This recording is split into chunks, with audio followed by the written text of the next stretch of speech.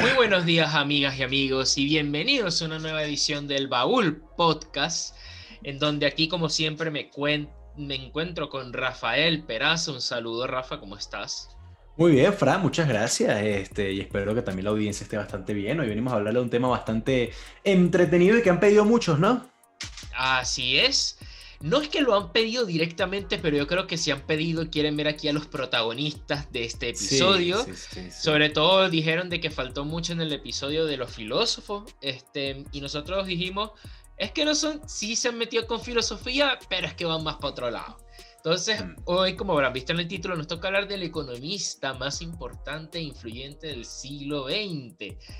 así Eh, es. pero antes de seguir, Rafa, ¿te parece si leo los resultados? Por supuesto, Fran, cuéntame. Esta vez no sé los resultados, así que va a ser sorpresa tanto para mí como para la gente. A ver. Ok, bueno, el último lugar, vamos a empezar del último, con un 8,7% Ernest Hemingway.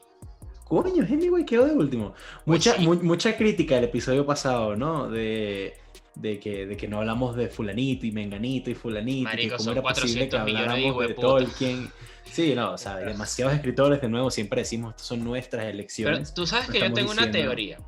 La gente que dime, critica eso no es la gente que ve el episodio, porque nosotros lo dijimos en la mitad del lo episodio. dijimos. Sí, bueno, Sabemos de que faltó pero, claro, mucha gente, pero bueno. pero bueno, exacto. De nuevo, ahora lo decimos desde el principio por si acaso es posible que, así como en el episodio pasado, los escritores, hoy nos falten ciertos economistas que la gente diga, coño, ¿cómo es posible que no hablaste de Menganito si Menganito hizo tal esto y aquello? Bueno, coño, de nuevo, Claro, son nuestras elecciones, ¿no? Pero bueno, de último Hemingway con 8.7. De muy bien. penúltimo, Penúltimo, Stephen King con un 25%. 25% es el tercer lugar. Sí. Verga, ok. Segundo, George Orwell con un Coño, gana todo el tiempo, vamos, no 26,9%. joda. Y primero, Vamos. ganador Tolkien con un 39,4%. Verga, Felicitaciones, Rafa. apretada la vaina, Yo estoy 39, feliz que gracias, no gane gracias. Stephen King, honestamente. Coño, pero no le fue nada mal a Stephen King, déjame decirte. Sí, pero bueno. Pero bueno, nada, Tolkien, como ya dijimos en el episodio pasado, un tipo al cual le debemos gran parte de lo que hoy conocemos como fantasía, ¿no? Como todo lo que tenga que ver con magia, elfos, castillos, ese tipo de cosas. Pero bueno, nada, ese es el episodio pasado, chévere que haya ganado Tolkien. Hoy vamos a hablar de un tema bastante diferente a cuentos y a hadas y a leyendas mitológicas, ¿no? Justamente como ya dijimos, los economistas más importantes del siglo XX. Por mi lado tengo a dos personas que pueden ser bastante diferentes, pero que soy bastante fanático, bueno, fanático no, considero que tienen muy buenos puntos, ¿no? Que son John Keynes, todo el mundo ha escuchado la filosofía keynesiana, ¿no? Y cómo se aplica al gobernar no solo un país, sino incluso del Banco Mundial y cosas como por el estilo. Y también tengo a Ludwig von Mises, que más que hablar de algo general, fue a hablar de por qué una cosa no funcionaba. Dicha cosa, comunismo, ¿no? Por eso que también lo quiero tanto. Ok. Pero bueno, ¿tú con quién te das, Fran? Bueno, yo por mi parte, yo me voy a intentar a no salir funado de este episodio, porque yo me voy con Friedrich von Hayek y me voy con Milton Friedman, ambos filósofos de los más influyentes del liberalismo clásico y el famoso llamado neoliberalismo que tanto hablan por allí. Y bueno, que yo digo porque voy a intentar no irme funado, porque yo vivo en Chile, un país que va a salir, al menos en mis dos personajes bastante mencionados. Y bueno, digamos que no tengo otro donde irme. Y bueno, entonces no Te puedo salir toca. por acá. Me toca, me toca. Y aquí estoy claro, se arma una guerra en los comentarios. No, Porque, bueno, todo el mundo, de nuevo, todo el mundo piensa diferente, todo el mundo tiene derecho a pensar diferente, nosotros respetamos mucho eso.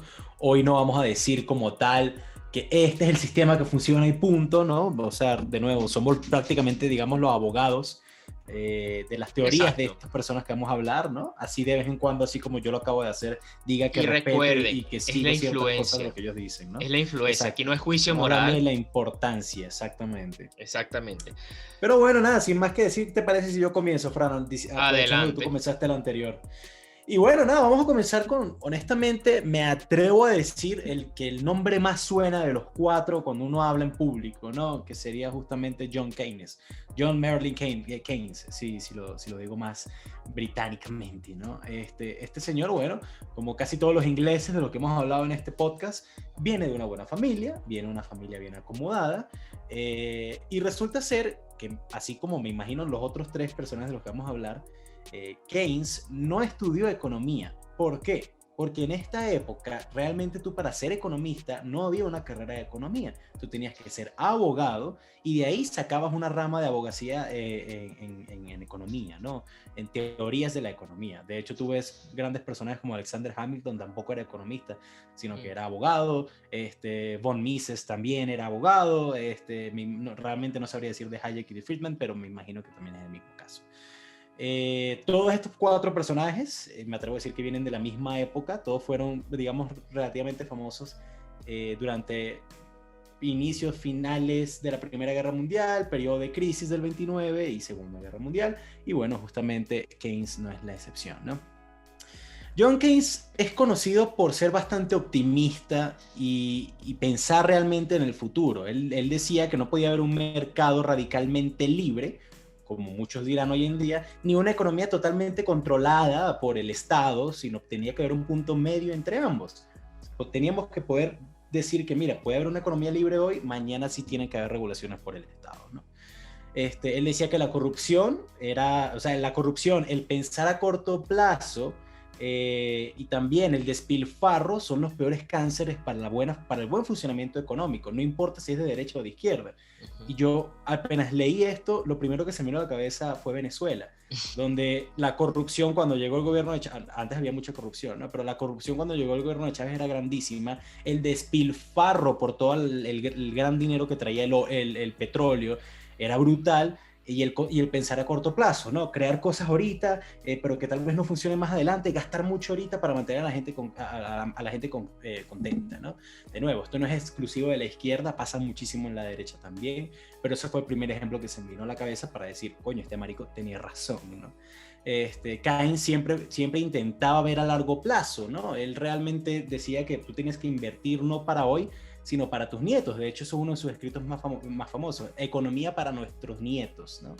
Él decía que realmente lo importante era que pudiéramos crear un sistema económico donde no tuvieras que preocuparte siempre si logras trabajar lo suficiente para poder comprar una lonja de pan, sino más bien preocuparte en qué ibas a gastar tu tiempo y dinero libre luego de haber trabajado lo suficiente para vivir cómodamente y ser parte activa de la sociedad.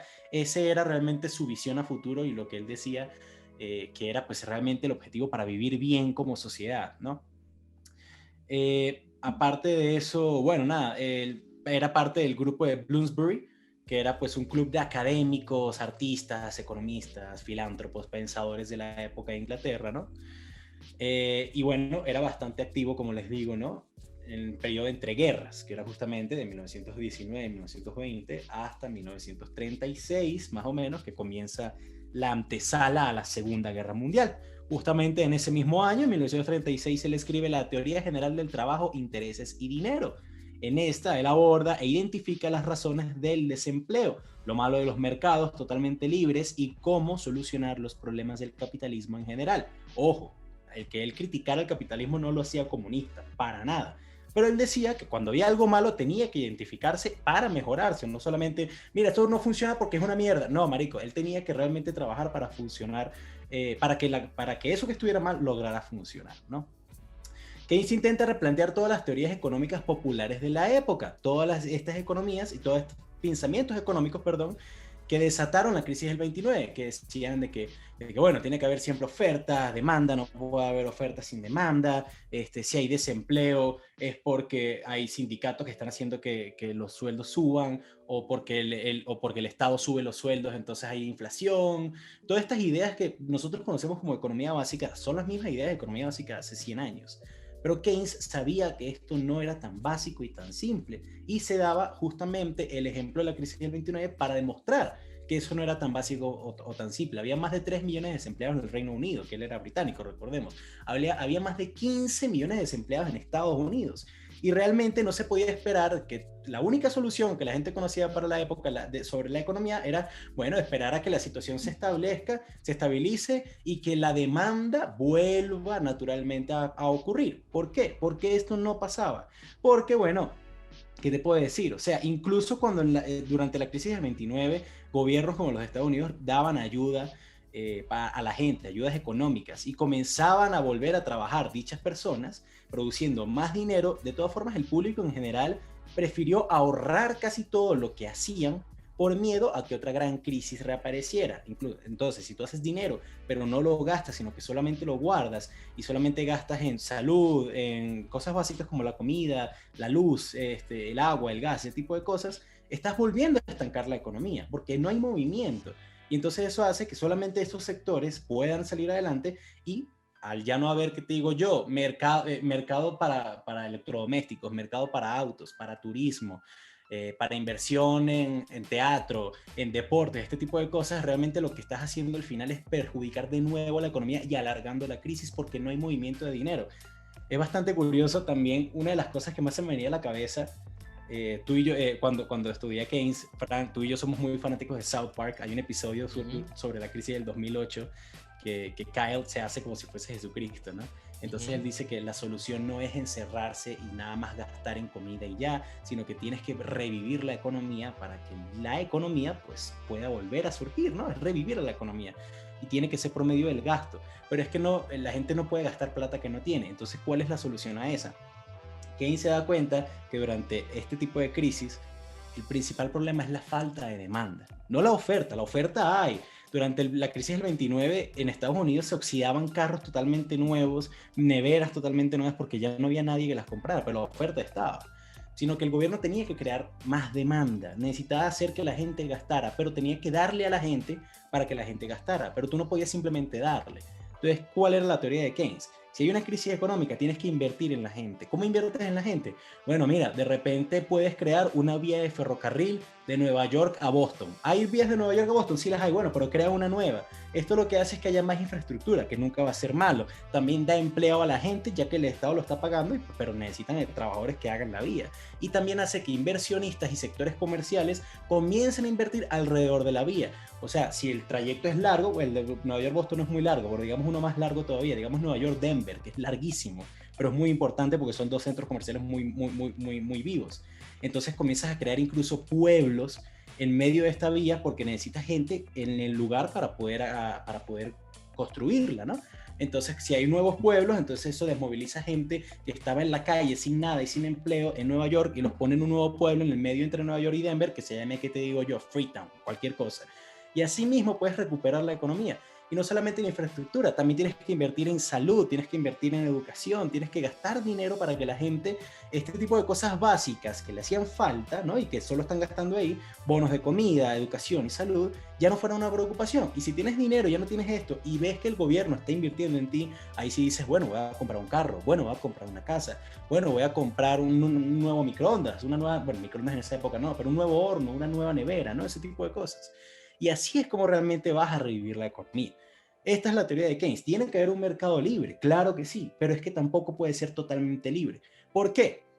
Porque ya vimos que esto no funciona totalmente. Justamente durante los 70s, ya Keynes estaba muerto, pero vemos un resurgimiento bueno, un resurgimiento no, la gente comienza a pensar que este tipo de filosofía económica deja de funcionar porque en los 70s había muchas crisis, en especial de desempleo. Entonces comienzan las nuevas teorías económicas neoliberales, gente como Margaret Thatcher, gente como Ronald Reagan, que en el momento funcionaban, pero que comenzaron a crear la idea de que el mercado era esta bestia que si era atrapada no podía funcionar, que tenías que dejarla libre. Y durante mucho tiempo también funcionó. En Estados Unidos y en Inglaterra y en muchos países de Occidente vimos como la economía y el mercado tenía que ser algo que el gobierno no pudiera ponerle un dedo encima. Esto haría que el propio mercado se regulara porque el mercado sabía cómo hacer dinero. Y en teoría sí, y si haces dinero, hay más gente que pueda trabajar en esto, que pueda pagar impuestos y que pues no, si el mercado tiene que sobrevivir a sí mismo, no va a hacer nada para que se perjudique, ¿verdad? El problema es que cuando llegamos a un punto tan alto como por ejemplo en el 2008, que fue justamente esta poca regulación y la gran fuerza y el interés egoísta de los inversionistas, cualquiera que haya visto y que haya estudiado de la crisis del 2008 y todas las películas que hay sabrán de lo que estoy hablando, hicieron que realmente fuera el egoísmo y el individualismo lo que gobernara tanto en este mercado, que pasó la crisis del 2008 y que incluso se trató de seguir utilizando este modelo, y todas las ayudas económicas y todos los rescates iban para los bancos, no para la gente. Fue en el 2010 aproximadamente que se trató de ver diferente y se implementaron nuevas políticas keynesianas modificadas, ¿no? De volver a invertir, de darle dinero a la gente, o sea, de comenzar a dar los bonos económicos. Lo mismo que pasó justamente ahorita en Estados Unidos durante toda la pandemia, ¿no? Que la economía comenzó a recuperarse y de hecho llegó a estar más fuerte que incluso antes del golpe del 2008, ¿no? Entonces, puedo resumir diciendo que esa es la teoría de Keynes, ¿no? Que es un equilibrio entre la economía salvaje, ¿no? El capitalismo salvaje, como dirán muchos, la regulación total. Tiene que haber siempre un equilibrio. O sea, él también pensaba fuertemente que ninguna nación era como un núcleo familiar. Entonces no se podía manejar la economía de un país como lo mismo que se maneja la economía dentro de un núcleo. O sea, se tenía que gastar para que la gente pudiera justamente recuperar lo que se había perdido. Justamente hace poco salió, a mí me encanta un comediante que se llama John Oliver, que tiene un programa en HBO que es Last Week Tonight. Yo creo que también lo has visto bastante, Frank. Justamente hace poco sacó un programa de por qué la deuda de Estados Unidos no era tan grave como la gente pensaba. Hoy en día, si no estoy mal, son 16 mil millones de dólares, no, 16 mil billones, porque en inglés son trillions, de dólares la deuda de Estados Unidos. Entonces todo el mundo dice, no, que cómo es posible, que eso lo que va a hacer es perjudicar a la gente. Pero la verdad es que no es así, porque Estados Unidos gasta en infraestructura, gasta en nuevos sectores económicos, gasta en innovación y produce más de lo que gasta. O sea, tiene una deuda de 16 mil millones de dólares, pero la economía nacional son 19.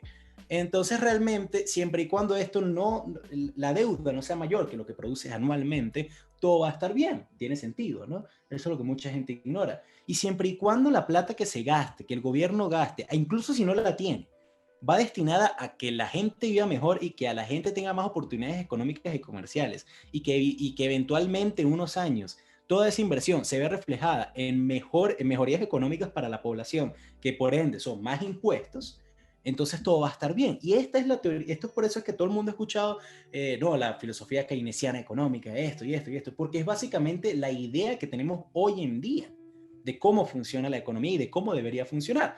Curiosamente, Keynes dice, y él sabía y decía activamente, que él no tenía una verdad absoluta sobre la economía, que cada mercado era distinto y que no podía agarrar sus teorías más adelante y decirles, esto tiene que ser así, porque así no era. O sea, él sabía que el pasar de los años haría obsoleta cualquier idea, incluso las de él, por lo que se debería hacer que éstas fueran más flexibles, nunca casarse con una sola idea, pero sí tener un sentido común de moral y acción establecido como tal, que toda idea debía ser adaptada y actualizada dependiendo de la situación, cosa que hoy en día tenemos muchos problemas en hacer, ¿no? Pero bueno, ya para finalizar, porque solamente hablé de su teoría y no tanto de él, hablemos estos dos últimos minutos de qué otras cosas hizo Keynes. O sea, Keynes también, debido a la contribución para la estabilidad financiera que él creó para el Reino Unido durante la Segunda Guerra Mundial, vivió durante este periodo y apoyó muchísimo, era parte activa del gobierno de Churchill. A él lo vuelven Lord Keynes de Sussex, justamente era Lord, no un Sir, era más arriba que un Sir. Y bueno, nada, se vuelve el representante económico más importante del Reino Unido para todo lo que tenga que ver de políticas exteriores y económicas con los aliados y con los ahora nuevos miembros de las Naciones Unidas, porque se habían recién creadas. Él también quería crear el Bancur, que era una organización financiera que regularía una moneda mundial, facilitando el comercio y ayudando a que no hubieran crisis económicas locales en países individuales. O sea, algo así como la Unión Europea hizo para evitar la caída comercial brutal que tuvo Grecia en 2008, 2009 creo que fue. Sí, era el Y ayudó 2008. a que nos... Los PICs, Portugal, Italia, Grecia, España. Exactamente, fue gracias también a que todas manejaban una misma moneda y estaban también apoyadas por el resto de la Unión Europea, que esos países no se hundieron más de lo que ya se hundieron. Y fue justamente algo que Keynes dijo que debía ayudar a la gente, imagínate, que digo yo, 70 años antes, 60 años antes, ¿no? Y bueno, nada, a pesar de que eso nunca pasó, él sí fue uno de los principales activos en la creación del Banco Mundial, y del Fondo Monetario Internacional, que a pesar de que hoy en día están muy satanizados, realmente ayudaron bastante al inicio, ¿no? El Fondo Monetario Internacional fue más por las ideas de la Escuela de Chicago, pero bueno. Sí, bueno, pero algo tuvo que ir, principalmente con el Banco Mundial. Esa fue Banco realmente Mundial, su... sí. Exactamente. Y bueno, nada, ¿qué más te puedo decir? Se murió bastante joven, a los 60 y pico de años, ya te digo exactamente. Le dio 62. cáncer. Ajá. En el Mira, 46. exacto, nació en el 83 y se murió en 1946 con 62 años, exactamente. Sí, se murió de cáncer realmente. Y a pesar de que, de nuevo, era una persona de mucho dinero, nunca fue muy estrambótico ni nada. Y realmente él está concentrado en ayudar a que pues, la economía mundial, en especial después de la Segunda y durante la Segunda Guerra Mundial, pues mejorara. Y bueno, yo creo que es uno de los mayores exponentes de la economía y uno de los mayores pensadores de la historia, honestamente. Y ya, ese fue básicamente John Keynes. Bueno, yo aquí voy a acotar dos cosas porque literalmente y básicamente la contraargumentación a Keynes es Hayek. Porque son bueno, ahí está los dos opuestos. Sí, voy para allá. Pero voy a decir una cosa. Hay algo en lo que no estoy de acuerdo y es que tú dices que la concepción que tenemos ahorita de la economía es la del keynesianismo. O sea, cuando pensamos en economía. Y eso no es tan verdad. O sea, sí es verdad que hay una concepción de la economía que se tiene que viene el keynesianismo. Son las economías hiperinflacionarias. Léase Argentina, léase Venezuela. Tú bien hablaste de la crisis, ¿verdad? Y que gracias a todo esto que se hizo en Europa, que viene cierto orden, porque el keynesianismo es una economía planificada, básicamente, sí, de mucho gasto público, de porque mucha organización y gasto como público. Citando a VisualPolitik, darle a la máquina de imprimir billetes. Es esa vaina. Y en ese sentido, o sea, es verdad, pero ya pasó la crisis del 2008 y entramos en una nueva crisis por la del coronavirus, que no afecta Pero no tiene económicamente. nada que ver con el terminar. funcionar económico. Pero si me hubieras dejado terminar, hubiera podido decir que afecta económicamente, pero no viene de una cuestión económica. Pero ya España seguía en crisis. O sea, España nunca salió como tal de la crisis económica del 2008. Tienen ahorita un paro juvenil del 40%. Países como Grecia y como Italia también siguen en crisis. ¿Por qué? Pues porque el gasto y la máquina de imprimir billetes, si bien no tienen una hiperinflación, no tienen una inflación relativamente controlada, que es ahorita una de las grandes críticas que se le están lanzando a esta deuda de Estados Unidos porque quieren realizar estas teorías más keynesianas de gasto público y es básicamente imprimir billetes en una moneda fiat. No es imprimir bueno, pero billetes. Es confiar en el fiat del dólar. Estados Unidos jamás va a imprimir un billete que no tengan que imprimirlo, déjame decirte. O sea, marico, ¿cómo coño se respalda el dólar? Marico, pues de bola, porque es una moneda mundial, pero por eso te digo, una moneda fiat, jamás van a imprimir un billete más de lo que tengan que hacer, o sea, todo eso está súper calculado. Pero dentro de todo esto igual se maneja por humanos, o sea, se pueden equivocar. Y la cosa es que lo que están diciendo ahorita es que, ok, los Estados Unidos que está haciendo es algo ambicioso, es verdad, pero que si se equivocan, marico, les va a salir caro no lo siguiente. Pero bueno, eso sería todo y aquí entro yo a Friedrich von Hayek.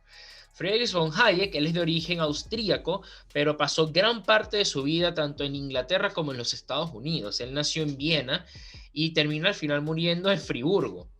Si no me equivoco, eso es Alemania.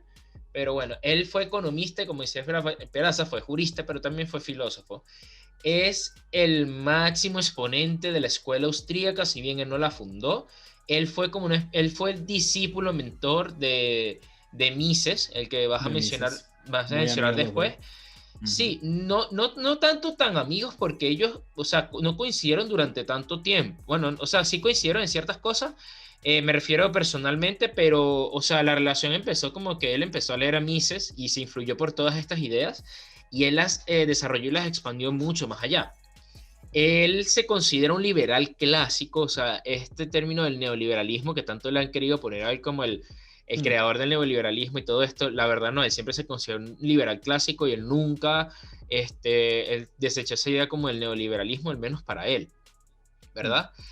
Y bueno, la vida de Hayek, él viene de una familia de intelectuales en Viena, o sea, tenían plata, era como una aristocracia menor, pero tenían cierto dinero, participó en la Primera Guerra Mundial, y al regresar fue cuando en la Universidad de Viena él empezó a estudiar y cursó estudios de filosofía y economía. Se interesó mucho por las ciencias sociales, entre todo esto, y ya para los años 20 fue cuando ya era doctor en leyes y en política económica.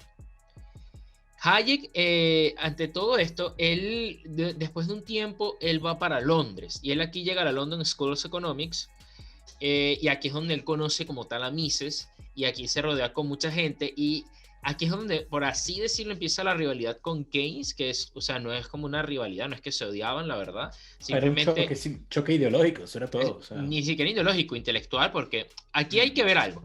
Como se están peleando ahorita los comentarios de quién fue peor, Hayek o Keynes, eso no eran ellos. O sea, ellos simplemente debatían como intelectuales porque ven la economía como algo intelectual, o sea, como algo de estudio, como debatir una idea filosófica o una idea social. Ellos lo veían así, no era algo de lo que tú tuvieras que odiar. Pero bueno, claro.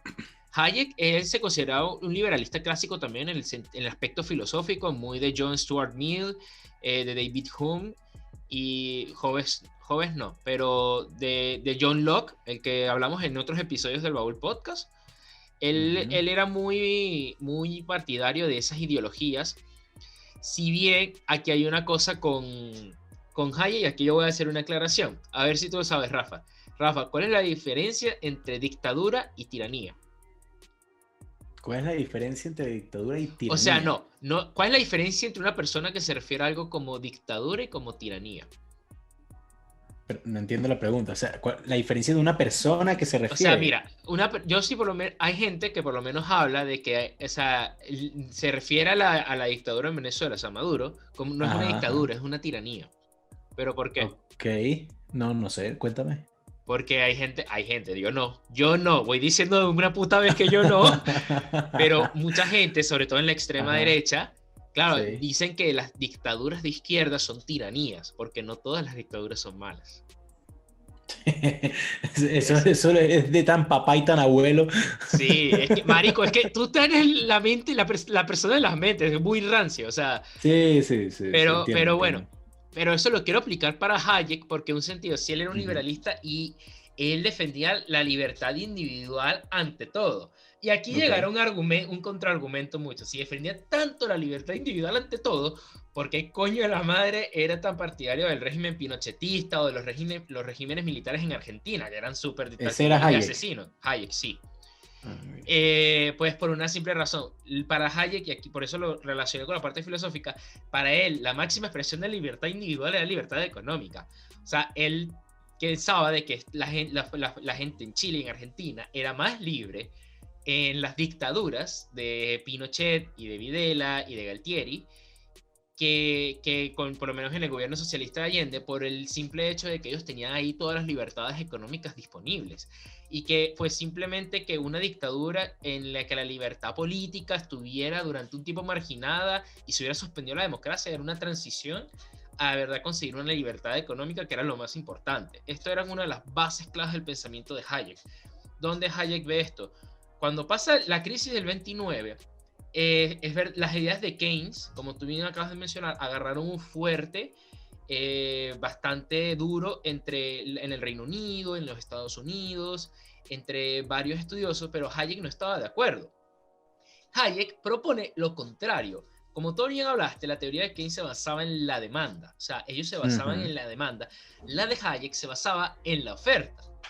Hayek lo que decía era que, por resumirlo así nomás, o sea, enfocar las medidas económicas a que el Estado intervenga demasiado en la economía, fomentando la demanda de productos, la demanda de cosas, haciendo obras públicas, planificando todo, eso al final era un camino hacia el totalitarismo y al socialismo, que es lo que él decía: el socialismo y el comunismo son las versiones más totalitarias y antilibres, porque no tienes libertad económica, porque al final el Estado te controla los precios, te controla toda mierda.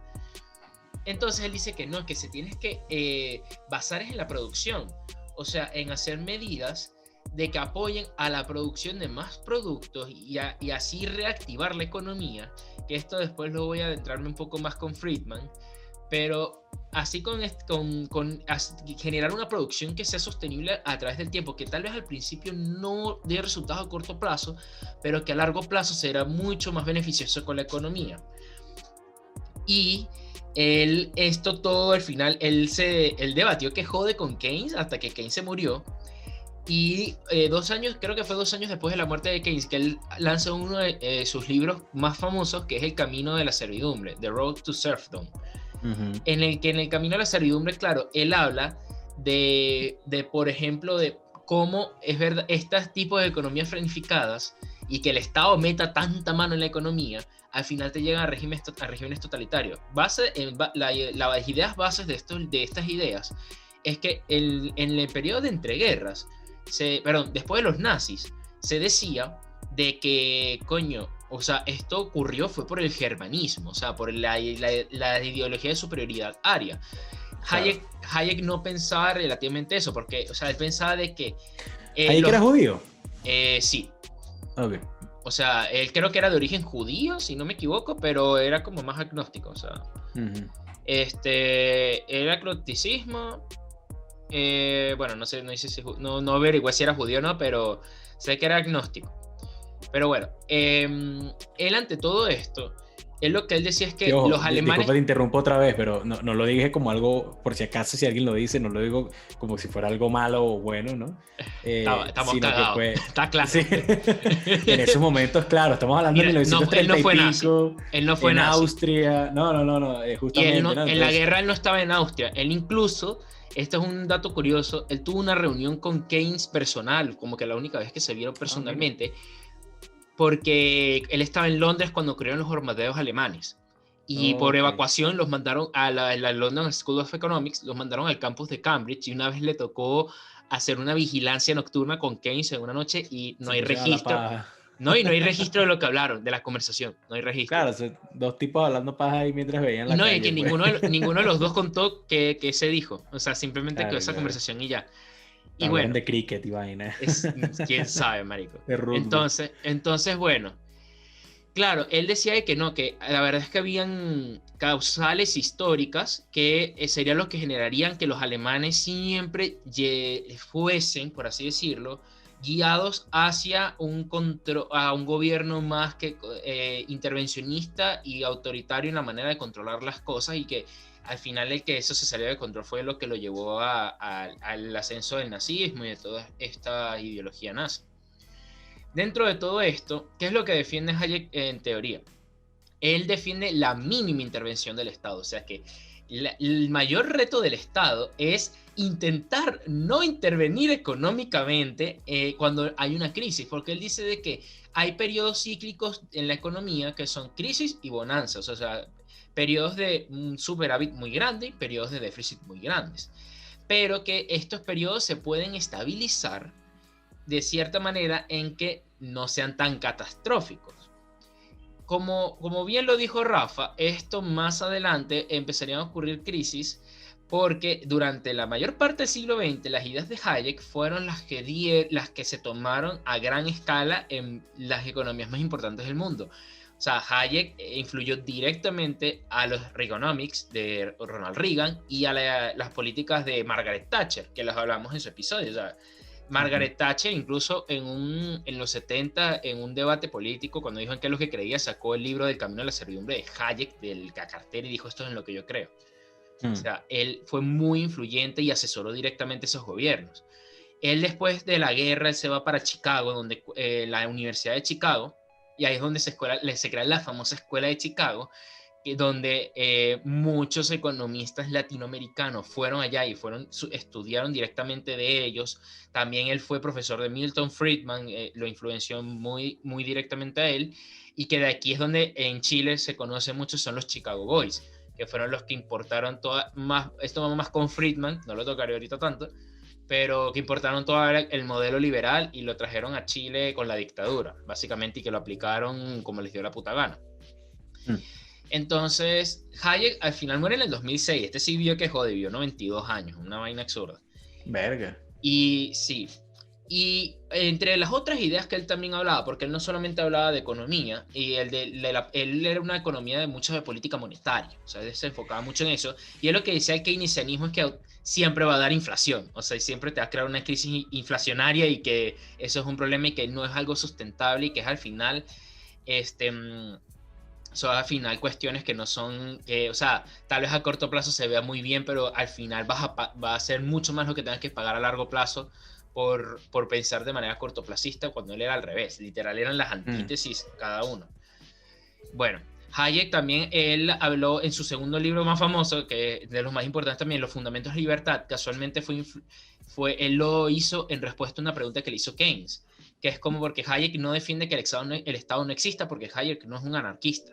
El Estado tiene que existir, pero en un marco legal tiene que permitir de que se genere actividad económica y que el mercado se regule solo.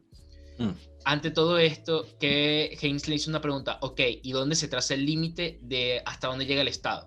Y Hayek se tardó 20 años, Keynes ya se había muerto hace rato, y lo respondió y hizo Los Fundamentos de la Libertad, que es donde él es un trabajo un poco más filosófico, donde él traza de verdad a dónde se tiene que meter el Estado y a dónde no.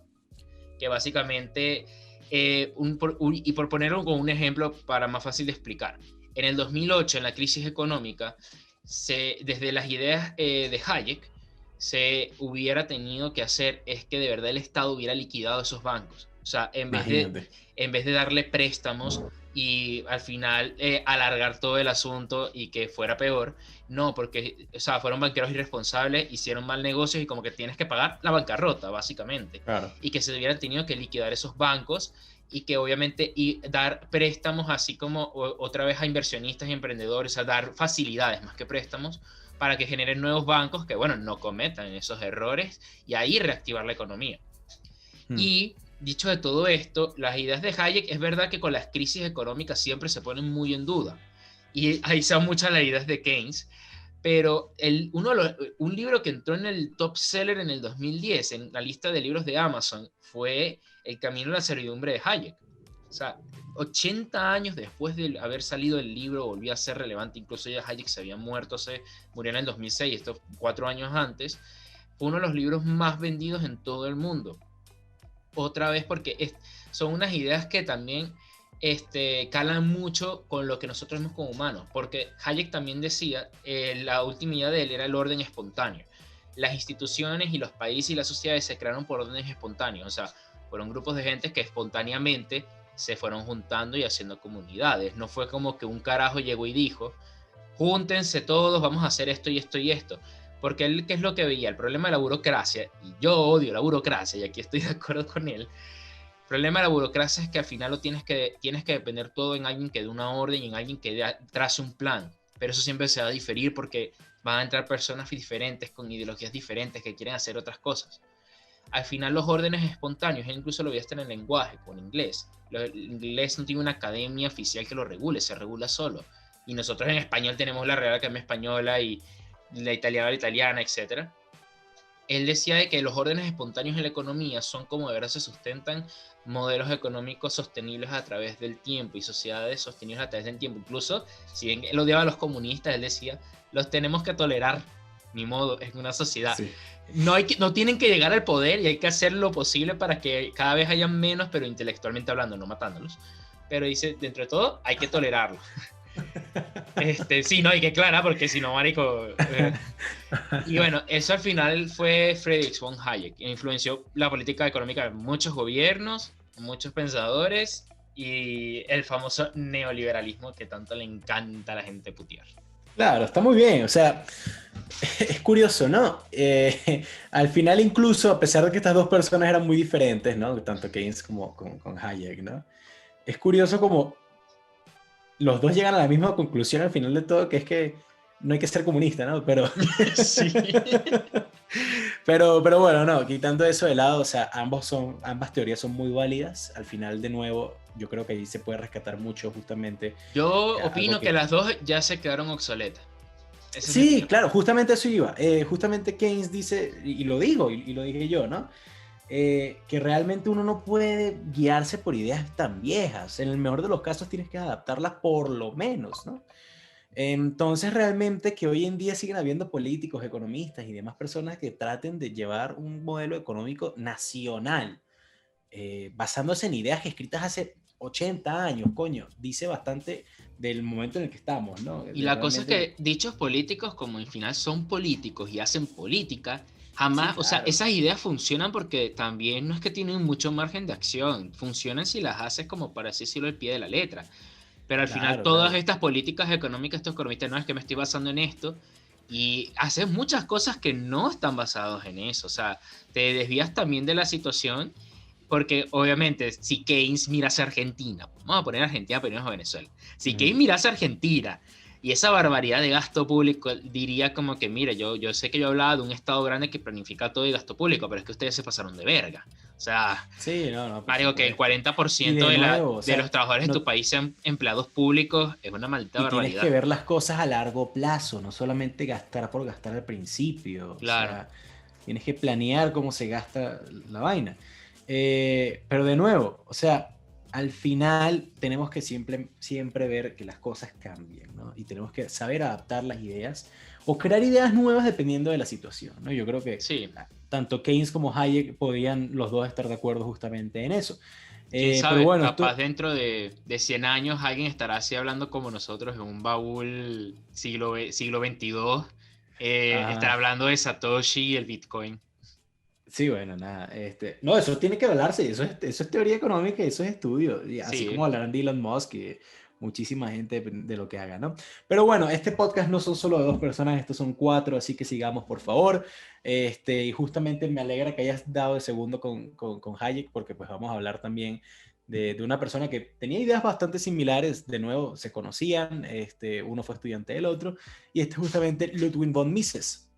Mises, igual que Hayek, que era austriaco, de hecho de los cuatro que vamos a hablar hoy, si no estoy mal, no estoy seguro con Friedman, pero él es el más viejo de todos, ¿no?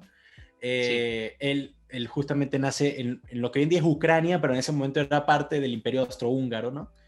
Eh, Nace en una familia normal y todo, de nuevo, le toca ser abogado, pero la cuestión es que al él ser judío y ser abogado, realmente en esa época no tenía mucha oportunidad de ser escritor o teórico económico, porque pues, a pesar de que estamos hablando de la Primera Guerra Mundial, ¿no? De 1920, por ahí, un poco después, aunque no, aún no había nazismo, de todas formas la idea, el antisemitismo no era algo que creó Hitler, eso existía y era bastante fuerte en toda Europa y en todo el mundo, ¿no? Entonces, bueno, él comenzó siendo abogado, simplemente abogado, y comenzó a escribir y a hablar de economía en su tiempo libre, por así decirlo, así similar a como hacía Tolkien, ¿no? Que trabajaba y hacía lo que le gustaba después.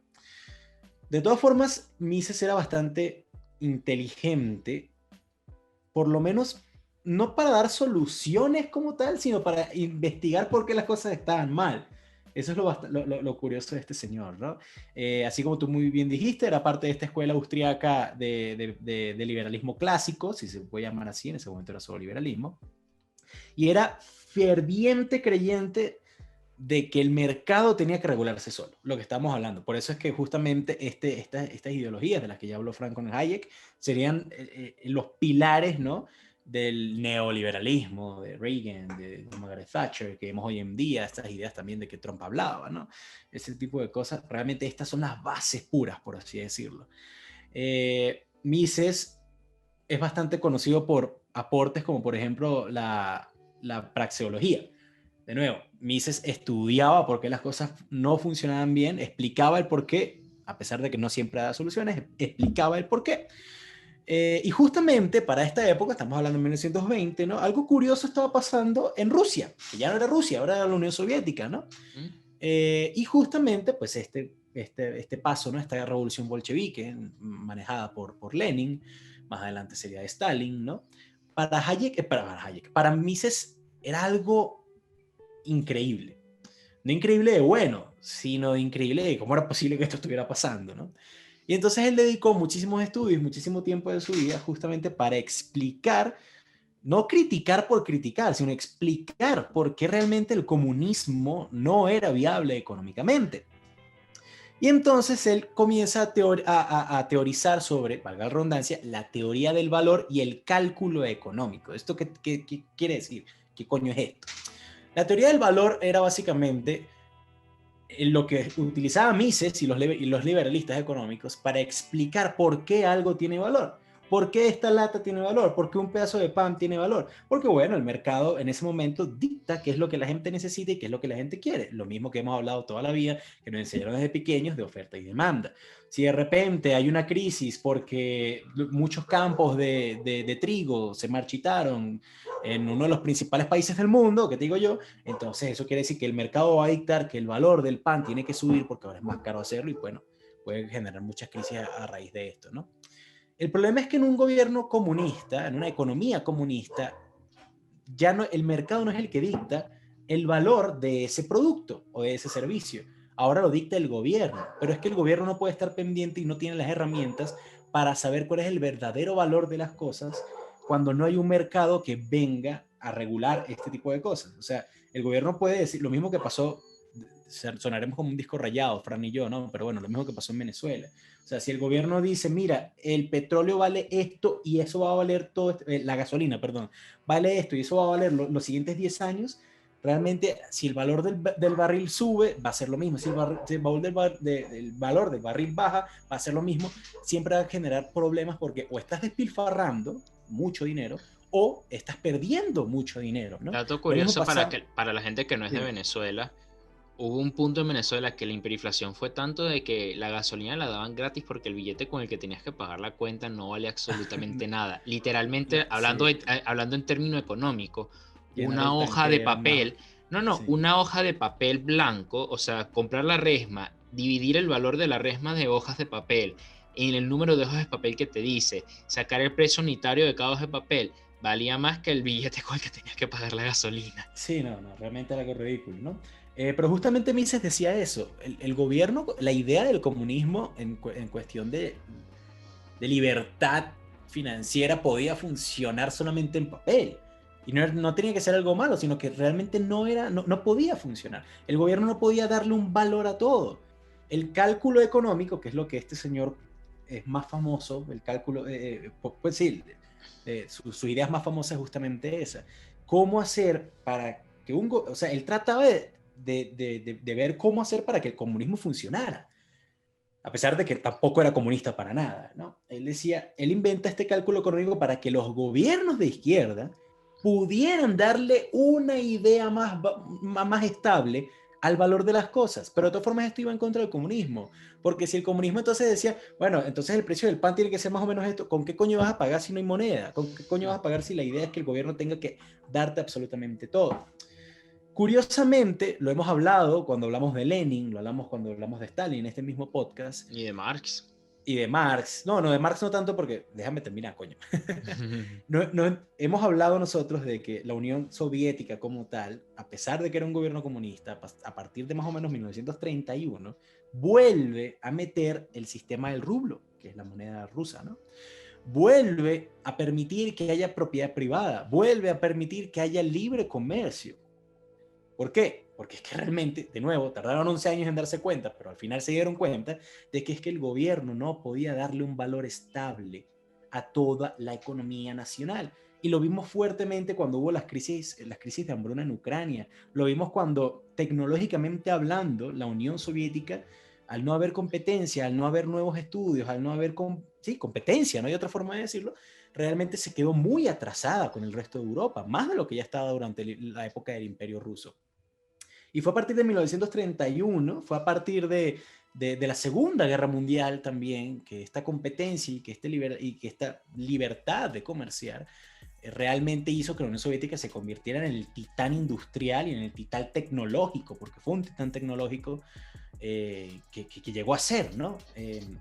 Entonces fue justamente, es cómico porque, si no estoy mal, creo que Lenin una vez incluso escribió, o sea, compartió cartas justamente con Mises, ¿no? Porque Mises quería que la cosa funcionara simplemente por estudiar y para ver si hay una alternativa al capitalismo. De nuevo, no era comunista, pero pues le encantaba ver nuevas teorías y era investigador. Era un investigador puro. De nuevo, él no daba tantas soluciones todo el tiempo, pero le encantaba ver por qué las cosas eran como eran, ¿no? Justamente, como pregunté con el caso de Hayek, en 1940, perdón, justamente a Mises le toca huir de Austria. Austria ya había sido tomada por Alemania. Bueno, digo tomada, aunque Austria técnicamente no puso mucha pelea, ¿no? Y él huye a Nueva York, donde se vuelve profesor. Estuvo un tiempo incluso en Chicago acompañando a Hayek. No fue muy activo ahí, pero básicamente se volvió profesor de economía en Nueva York. Y sus principales estudios eran ver por qué no funcionaba el comunismo y también estudiar a la nueva Unión Soviética. Él estaba enamorado de cómo era la Unión Soviética porque le parecía algo súper increíble, súper, de nuevo, no bueno. Le hubiera encantado Venezuela. O sea, le encantaba estudiar cómo era posible que algo pudiera salir tan mal. Le hubiera encantado Venezuela. Pero sí, ¿qué te puedo decir? O sea, también vive bastante, se muere justamente, mira, a los 92 años, en el 73. Se murió en Nueva York, ya era profesor en Nueva York, se murió en Estados Unidos, está enterrado en Estados Unidos también. Y ya, básicamente eso es Mises, famoso justamente por su cálculo económico del comunismo, ¿no? Por su teoría del valor y por el explicar por qué las cosas, económicamente hablando, eran como eran. Y también uno de los principales uno de los principales exponentes, perdón, del liberalismo clásico. Y ya, ese es Ludwig von Mises. Mira, voy a hacer una fe de ratas que me acabo de dar cuenta. Que dije que Hayek murió en el 2006. Es mentira. ¿Lo tuviste en el 2006? Sí. No, Hayek murió en el 92. Sí, vio que jode también. En el 2006 murió Milton Friedman, pero me confundí. Sí, porque Friedman vivió 94 años y Hayek 92. Marico, los hueputas vivieron que jode. Todos menos Keynes, weón. Ven, muchachos, si quieren vivir bastante, háganse liberalistas, no joda. Eso te da la receta de la vida. Pero bueno, nada, ¿tienes algo que decir de Mises? No, la verdad es que no. Voy a ir de una vez con Milton Friedman para ir cerrando. Bueno, Friedman, o sea, que no sé si estudió con Mises o no, no estoy tan seguro. Yo creo que sí, porque al final todos estos carajos se conocían. Sí, claro. Pero bueno, Friedman nace en Nueva York, que es el único que nació en los Estados Unidos de los tres que hemos hablado.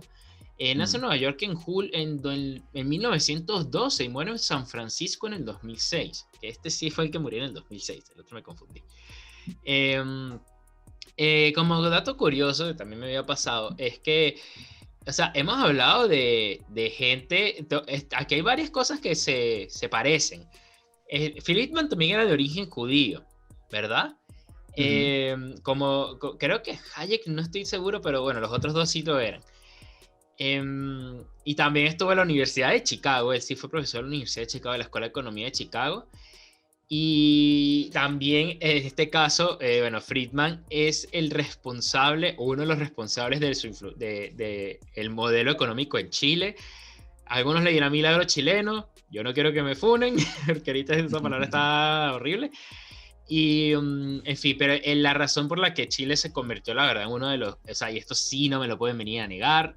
Es verdad que es muy desigual, esto sí es muy verdad, este país es súper desigual, pero también se convirtió en uno de los países con más estándar de vida en toda Latinoamérica, en comparación a sus vecinos, que eso aquí también les falta a veces, no les gusta ver más allá del desierto y de la cordillera.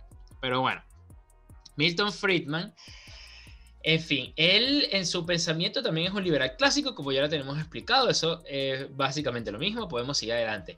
Friedman, él es famoso porque también fue un gran crítico del keynesianismo en los mediados del siglo XX, él lo catalogó como algo ingenuo, ¿verdad? Pero Friedman tampoco era tonto. ¿Por qué el keynesianismo era tan popular?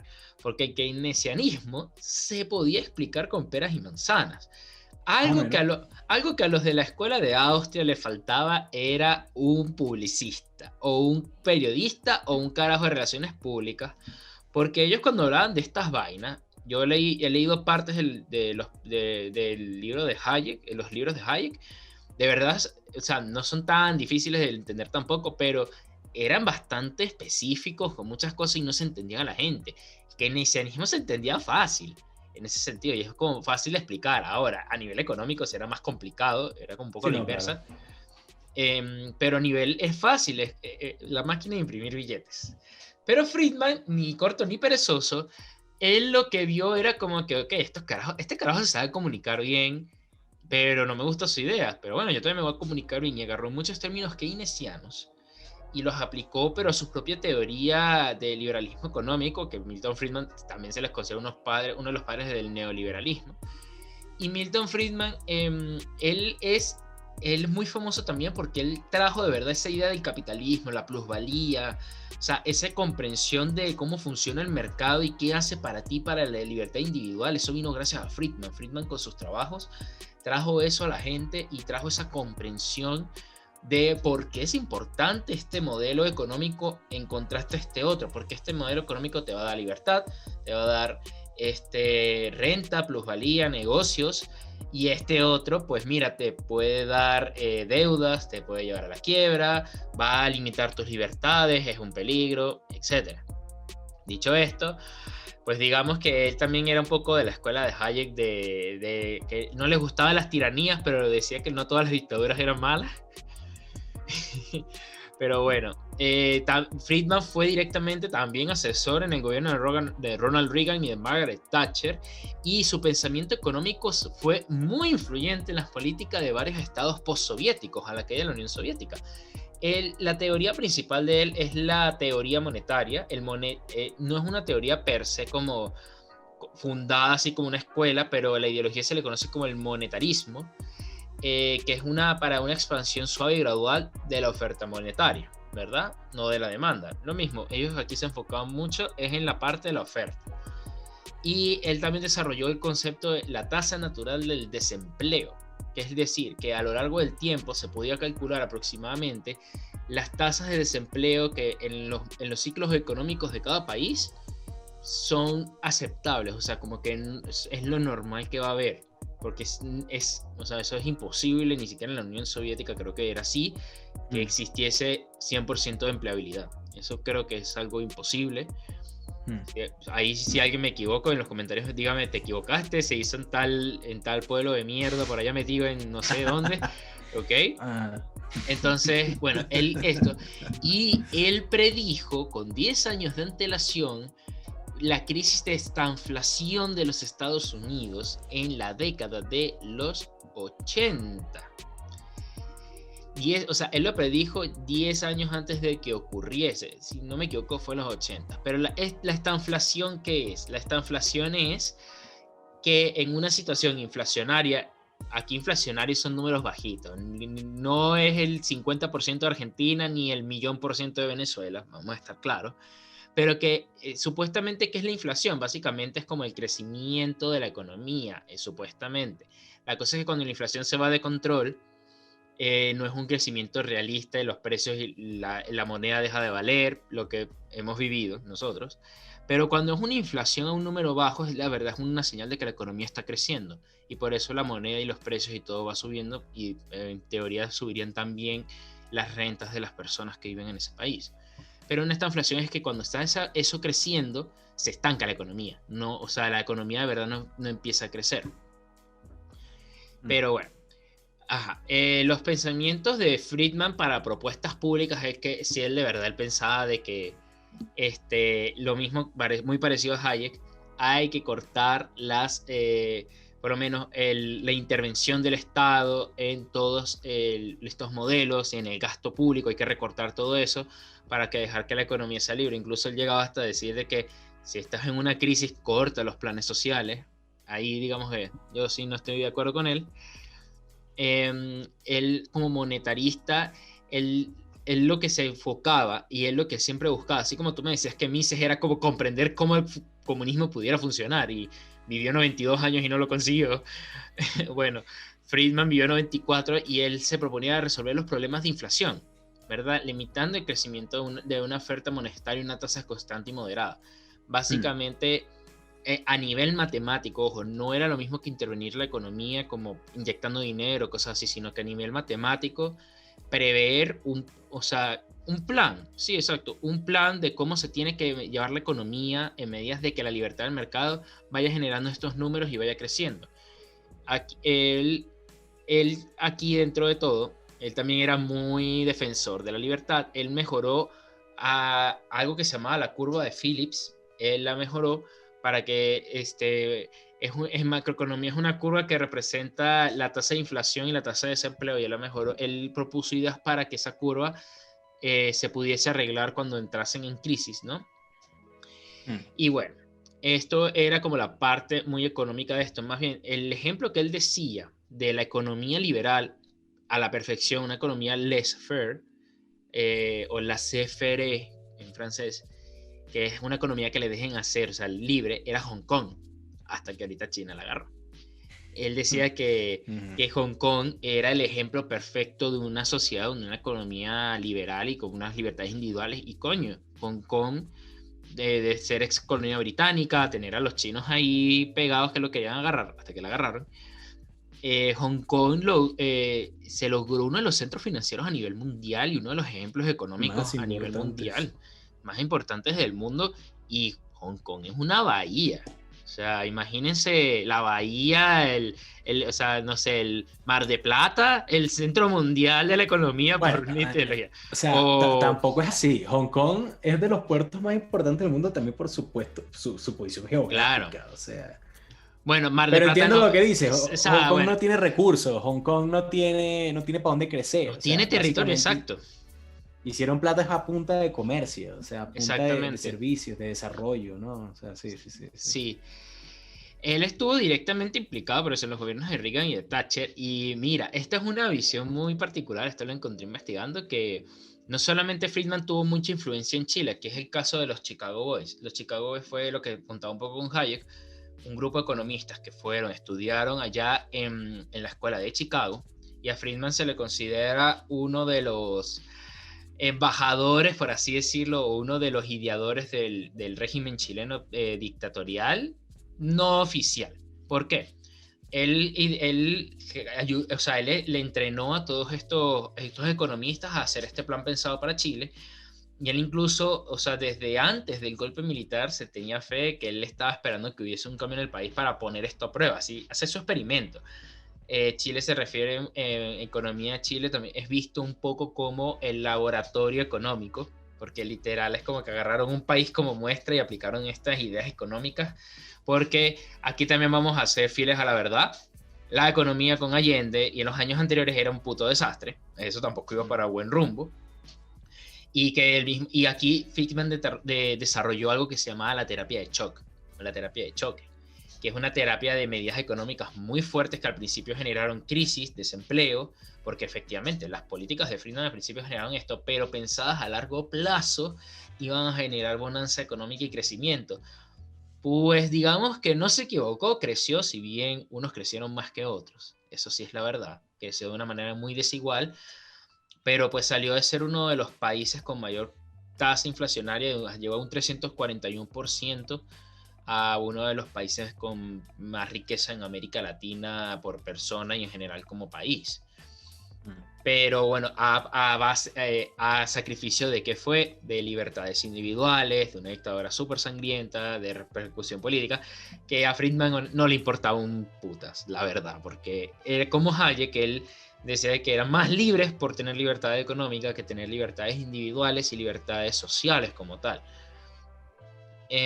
Ante todo esto, él también tenía un dato curioso de que él criticó muy duro la gestión de la DEA en Colombia, en la guerra de las drogas. Friedman decía de que como Colombia tiene, o sea, por sus tierras y demás, como este potencial tan duro para las drogas, que la verdad es que el país debería nacionalizar todo eso, o sea, pero nacionalizarlo, no, legalizar todo eso, ayudar a crear industrias para sacar beneficios medicinales de la marihuana, de la coca, de todas estas plantaciones y generar actividades económicas esto y que así sigan a agarrar el problema de narcotráfico, de bandas, de pandillas, de guerrilleros, de toda esta vaina. Y irónicamente, hoy en día, en varios países, como ahorita pasó en México y en Uruguay también ha pasado y en Holanda, hay drogas que se han legalizado y hay otras que se han despenalizado, que es distinto, pero se ha legalizado drogas porque pues se ha visto de que efectivamente cuando tú sacas eso de su estado de ilegalidad y lo generas un mercado, se regulariza mucho y se acaban muchos de los problemas de inseguridad, de mafias que existían y se genera oportunidades de empleo, crecimiento económico, impuestos para el Estado, entre otras cosas que mejoran la calidad de vida general pues, de la población. Claro. Milton Friedman estuvo también detrás, como he mencionado, del Fondo Monetario Internacional. En el 76 ganó el Nobel de Economía, 2 años después de Hayek. Hayek lo ganó en el 74. Y al final de esto ha sido duramente criticado por lo de la doctrina del choque. También ha sido de que sus ideas y el hecho de que él llevó todas estas ideas económicas del capitalismo, de la plusvalía, de cómo funcionan las libertades económicas, los mercados, y al común, o sea, a la persona común, al empresario de tu barrio, al que sea, también fueron súper influyentes y ahorita, o sea, ahorita la gente de verdad, gracias a Friedman, yo de verdad creo que a la gente le importa mucho saber de economía y leerse, tal vez no necesariamente para apoyarlo a él, pero por todas estas cosas que tú has oído, mucha gente le entra esa curiosidad de saber, pero ¿por qué esto es así? ¿Por qué esto funciona así? Hay otras teorías alternativas. Y ahí tú entras a aprender de Hayek, de Mises, de Keynes, de Weber, de muchos más. Y bueno, al final esto fue Milton Friedman. Muy bien, Fran, muy bien. Tampoco tengo mucho que agregar, más que decirlo de siempre, ¿no? De que ya será la gente los que digan, los que voten, ¿no? Justamente por quién habrá sido el economista más importante según su opinión. Recuerden que pueden votar tanto en la descripción, que siempre está ahí en la descripción el link para votar, como en los comentarios, que es el 90% del tiempo está ahí porque tengo que aceptarlo, a veces se me olvida ponerlo, eso sí tengo que hacerlo manual. Así que bueno, nada, si no lo ven en los comentarios, vayan a la descripción, voten por favor para que nos digan cuál es el economista más importante para ustedes. Recordarles que bueno, que justamente siempre estamos montando nuevo contenido en Patreon, ese es exclusivo, justamente, también link en la descripción. Justamente estamos terminando de grabar este video, vamos a comenzar a grabar uno del Patreon, que ojalá salga poco, o tal vez ya esté subido, una vez publiquemos tal vez el día siguiente, pero va a estar muy pronto. Para los que se quedaron hasta acá, spoiler, vamos a hablar de la Superliga. Spoiler. Sí, vamos a hablar todo lo que tenga que ver con la Superliga, todo este nuevo fenómeno, esta gran noticia que está sacudiendo el mundo, no solo el fútbol, sino el deporte en general. Ni político. Y curiosamente, tiene mucho que ver con lo que hemos hablado hoy, Oye, ¿no? sí. Porque tiene muchas razones económicas. Yo creería que se puede aplicar, un modelo keynesiano podría ser el que tenemos actualmente y un modelo totalmente liberal, así estilo Hayek, es lo que proponen los equipos de fútbol, ¿no? Estos 12 miembros originales, entonces va a ser bastante entretenido, muy recomendado. Y tú defendiste a Keynes y defiendes la Superliga. No, yo no defendí a nadie. Yo estoy siendo siendo el abogado de Keynes, pero prefiero la Superliga a la UEFA. Becarios no. Retratado. Pero bueno, nada, muy recomendado. También recuerden que nos pueden seguir en Spotify para que escuchen justamente la versión del podcast, pero sin publicidad. También hablando de Spotify, justamente recuerden que ahí está el nuevo podcast de Franco, uno de nuestros buenos amigos, Miguel Quintero.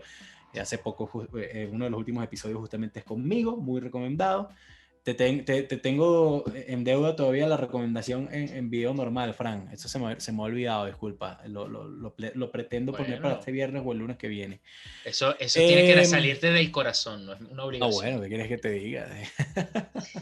Estos días en encierro han sido un poco complicados, ¿no? Pero bueno, nada. Para todos. Esperamos haya sido una hora aproximadamente bastante amena para ustedes, que hayan aprendido algo y que, coño, que con este conocimiento, ¿no? Con estas teorías podamos entender un poco mejor tanto las crisis económicas que hemos visto no solo en Latinoamérica sino en el mundo entero y podamos pues ser un poco más sabios al respecto, ¿no? Y que entiendan de que el comunismo, un carajo de no toda su vida que funcionara y no funcionó.